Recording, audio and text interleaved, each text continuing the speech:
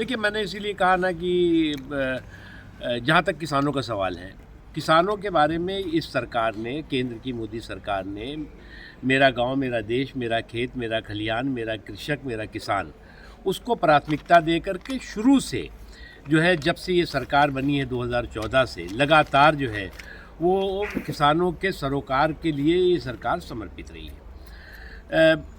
MSP का जहाँ तक सवाल है, खुद शिवराज चौहान जी ने कहा है कि सभी फसलों की एमएसपी मिलेगी।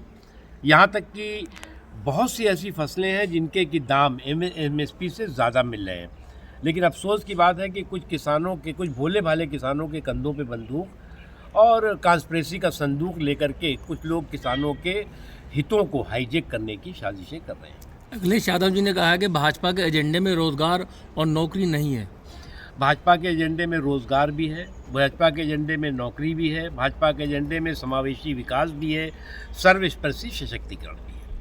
देखिए, सांप्रदायिक फसाद में सियासी मफाद ढूंढ रहे साजिशी सिंडिकेट के सांप्रदायिक संक्रमण से हमें सावधान रहना होगा। कुछ लोग जो है वो सांप्रदायिक फसाद में भी सियासी मफाद ढूंढते हैं। आज जो है वो देश की जो हमारी सौहार्द की ताकत है, उससे हर तरह की सांप्रदायिक आफत को शिकस्त देने की ज़रूरत है।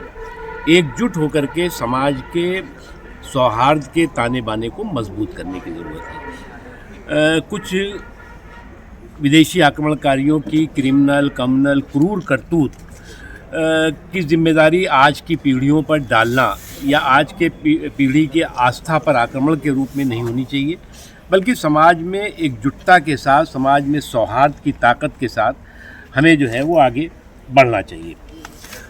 आजकल जो है वो बहुत सवाल पूछे जा रहे हैं कि योगी आदित्यनाथ जी का डीएनए क्या है।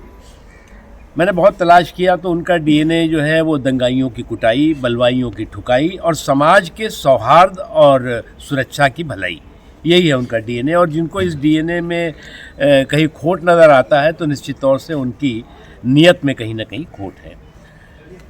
उसके अलावा जैसा कि आप देख रहे हैं कि बांग्लादेश में जिस तरह से वहाँ के अल्पसंख्यकों, वहाँ के हिंदुओं के साथ जुल्म और जुर्म की पराकाष्ठा हो रही है, उससे एक बात साफ दिखाई पड़ रही है कि बांग्लादेश में, बांग्लादेश के निज़ाम को, बांग्लादेश की व्यवस्था को वहाँ के कुछ कट्टरपंथी लोगों ने, कट्टरपंथी ताकतों ने हाईजैक कर लिया है। और ऐसी ताकतें, जो ताकतें की तालिबानी मानसिकता की हैं, जो ताकतें की अलकायदा जैसी संस्थाओं के साथ जुड़ी हुई हैं, जो आतंकवाद और अलगाववाद के रास्ते पे बांग्लादेश को ले जाने की षड्यंत्र और साजिशों में लगी हुई हैं। हमारा मानना है कि बांग्लादेश के लोगों का जो संस्कार है, जो लोगों की संस्कृति है, जो लोगों की सोच है, वो इस तरह की कभी नहीं रही है जिस तरह के आज के हालात और आज के माहौल में जो कुछ दिखाई पड़ रहा है। इसलिए जो है वो मेरा मानना है कि बांग्लादेश के समाज के लोगों को भी ऐसी ताकतें और ऐसे षड्यंत्रों और साजिशों के खिलाफ खड़े होकर के मजबूती के साथ वहाँ के अल्पसंख्यकों के सामाजिक, आर्थिक, धार्मिक अधिकारों की सुरक्षा करनी चाहिए। मैंने एक शुरू में कहा ना कि सांप्रदायिक फसाद में भी सियासी मफाद ढूंढने वाले साजिशी सिंडिकेट की सांप्रदायिक संक्रमण से जो है वो सावधान रहने की ज़रूरत है। और चाहे वो सांप्रदायिक संक्रमण किसी तरफ से भी आ रहा हो, वो समाज के सौहार्द के ताने बाने को छिन्न भिन्न करने की कोई भी कोशिश जो है वो सफल नहीं होगी।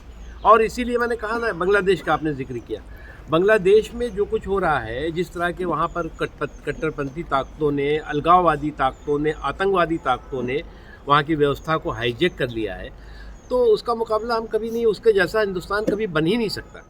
की सुरक्षा होनी चाहिए और उसकी सुरक्षा को सुनिश्चित करने के लिए बांग्लादेश की सरकार को सशक्त तरीके से आगे काम करना होगा। और भारत की ये नैतिक और मानवीय रिस्पॉन्सिबिलिटी है कि वहाँ के अल्पसंख्यकों की रक्षा करे, उसके लिए जो भी करना है। वो भारत के मदद से नहीं बल्कि भारतीय सेना की कुर्बानियाँ हैं। जब से 1971 से आज तक जो वहाँ का रोल था पाकिस्तान का, तो हमेशा ही एनिमी वाला रोल रहा, लेकिन बांग्लादेश तो बहुत अच्छा चल रहा था। अचानक क्या हुआ? मैंने इसीलिए कहा ना कि बांग्लादेश के लोगों की, आम लोगों की जो सोच है, जो संस्कार है, जो संस्कृति है, वो जो कुछ आज हो रहा है वो बिल्कुल उसके विपरीत है।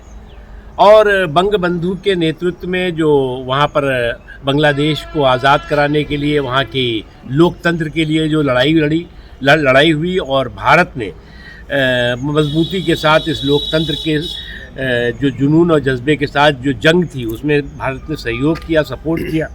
लेकिन ये जो दिन आए हैं ये बांग्लादेश के आम लोगों के कारण नहीं आए हैं, बल्कि बांग्लादेश की पूरी व्यवस्था को कुछ अलगाववादी, आतंकवादी और कट्टरपंथी ताकतों ने जिस तरह से हाईजैक किया है उसकी वजह से। मानता हूँ कि दंगे जब होते हैं तो कोई इंसान ही नहीं मरता, बल्कि इंसानियत भी जो है लहूलुहान होती है।